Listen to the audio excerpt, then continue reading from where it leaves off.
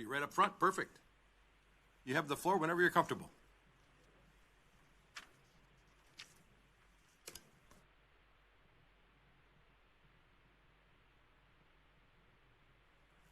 Okay? Okay, thank you. My name is Joan Swartz. I am an attorney, and today I am representing the League of Voters of Wisconsin for Dane County, with over its 500 members. We are here to speak in opposition to the bill. These maps violate all the positions that the League represents in terms of transparent governmental responsibilities and procedures, fair administration of justice, ethical social policy, and informed and active participation in government. I have been a member of the Dane County Redistricting Commission this past number of months. I've also been a member of the Madison Ad Hoc Redistricting Committee. And it was a fascinating experience to be enmeshed right in the ground up procedure. The Dane County Redistricting Commission held 19 meetings. We learned the entire process. We reviewed numerous maps. We had public hearings. We did all the work that was necessary. The temporary map that the Dane County Commission, we selected 3 and we sent them to the county board. One was selected by our county board, and then that is the temporary map. That goes down to the municipalities to do their ward maps. That's where I was working with Madison Ad Hoc Committee. That committee is not done. That decision is not made, and yet you've done your maps. Now, one of the mandates, in fact, a key mandate at the Dane County Redistricting Commission and the Madison Ad Hoc Commission was in no incumbency. We didn't look at the maps that exist already from 2011. We worked on the whole factor of there would be no incumbency. And the Madison Ad Hoc Committee was filled with alders in addition to us citizens that were picked to be appointed. And people worked on the democratic principles and not protecting their where they represented. The legislature has chosen to ignore all the work done also by the People's Maps Commission.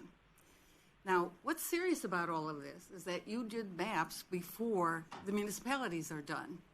You actually passed legislation that instead of reducing the 60-day marker period, when could have reduced it down to 30. And there was a comment earlier that Governor Evers vetoed that that bill. Yeah, of course he did, because with the late census, we could not get everything done in 60-day increments. We needed 30-day increments, and this legislature could have passed that law, but did not.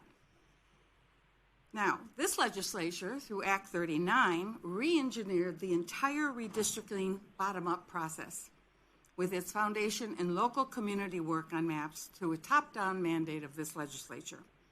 Before Act 39, the legislature reviewed all the local maps and then drew the congressional and representative maps incorporating the work of the local jurisdictions. With Act 39, however, the legislature has now mandated that counties and municipalities must adjust to your maps.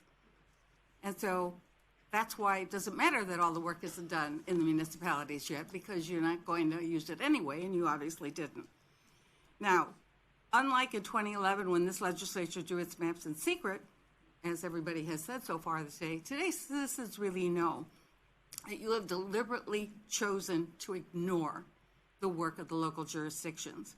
In another betrayal of the citizens of the state, this legislature has hired private attorneys at taxpayer expense, which has already been referred to today, and has received a grade of F from the Prince of Gerrymandering Project. And contrary to what Representative Voss was talking about, the People's Maps Commission received an A in terms of nonpartisanship.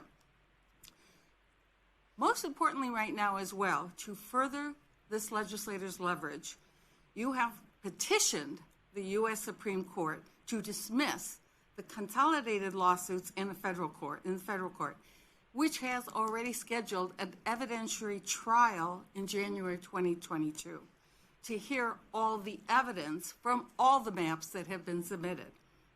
not just the 400 that you received. Okay, what happens then?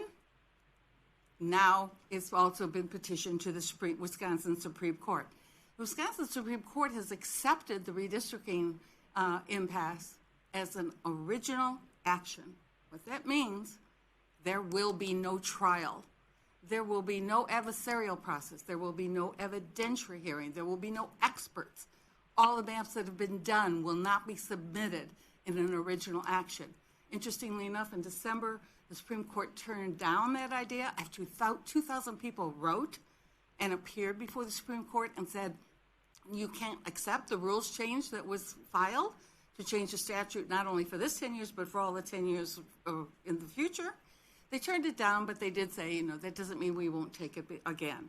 So now they've granted the lawsuit as an original action.